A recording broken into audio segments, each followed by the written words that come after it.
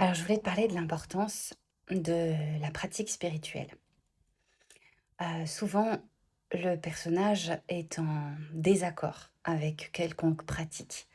Pourquoi? Parce que souvent, on a été dans une éducation judéo-chrétienne et on a rejeté un petit peu tout ça si on est sur un chemin spirituel. On a rejeté toutes ces pratiques de l'Église ou de tout autre courant. Pourtant, il faut bien prendre conscience que le personnage, lui, est dans un monde relatif, un monde de cause à effet. Tu vas t'entraîner à une salle de sport pour avoir un résultat sur ton corps, par exemple. Et ça a un résultat, ça fait un effet. Vous êtes nombreux à venir me voir pour atteindre cette libération, cette compréhension profonde que je ne suis pas le personnage, mais en pensant que ça va arriver d'un claquement de doigts. Oui, parce que souvent dans certains courants, il est souvent dit: «Tu n'as rien à faire, il n'y a que cela, voilà, il y a juste à être». Ouais, enfin, c'est bien joli, mais enfin, dans la vie de tous les jours, ça s'applique comment? Parce que moi, dans la vie de tous les jours, je souffre. OK, oui, tu es dans un monde, en tant que personnage, dans un monde de cause à effet. Donc effectivement, si tu veux à un moment donné que le mental s'apaise, que le personnage se pacifie, il y a pas d'autre moyen que la pratique spirituelle.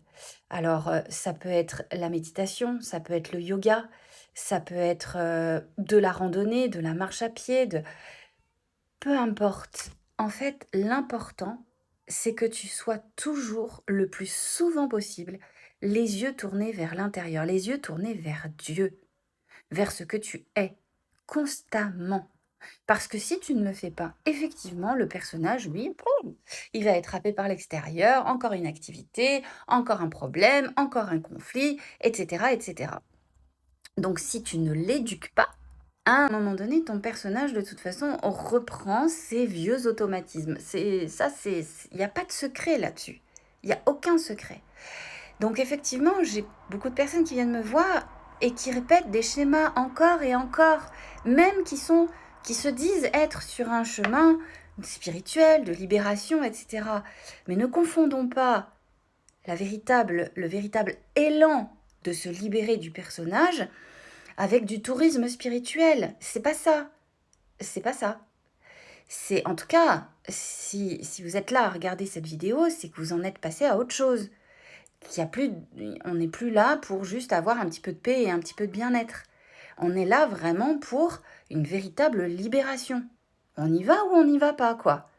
Mais à un moment donné, si je n'éduque pas mon personnage, ben le personnage, lui, il fait ce qu'il veut, hein. Le mental reprend ses droits, les vieux schémas, les vieux automatismes, les vieux conditionnements, ce qu'on appelle dans la tradition védique les vasanas.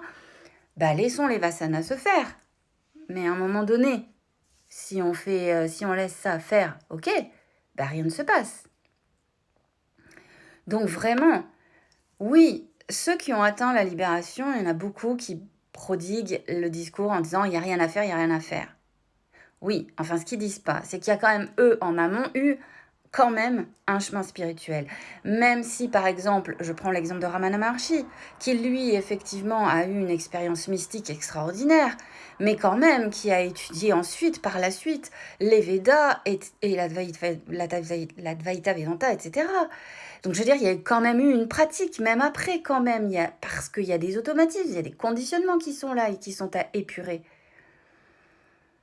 Donc, si tu penses pouvoir atteindre la libération sans rien faire, tranquille, dans ton canapé, parce que beaucoup le prônent comme ça,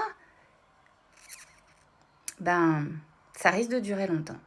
Après, chacun son chemin, bien évidemment, puisque dans ce monde relatif, tout est déjà prédéterminé, c'est clair. Et puis, bien évidemment, que du point de vue de la conscience et de ce que tu es véritablement, il n'y a absolument pas besoin de pratique, on est bien d'accord. Conscience se reconnaît à travers le personnage et voilà. Mais elle n'a pas besoin de pratique. Elle est déjà complète, entière, intouchée, intouchable. Pas de problème avec ça. Mais toi, en tant que personnage, si tu t'identifies encore à ton personnage, ton corps, à cet organisme corps mental, bien évidemment, la pratique est essentielle. Essentielle.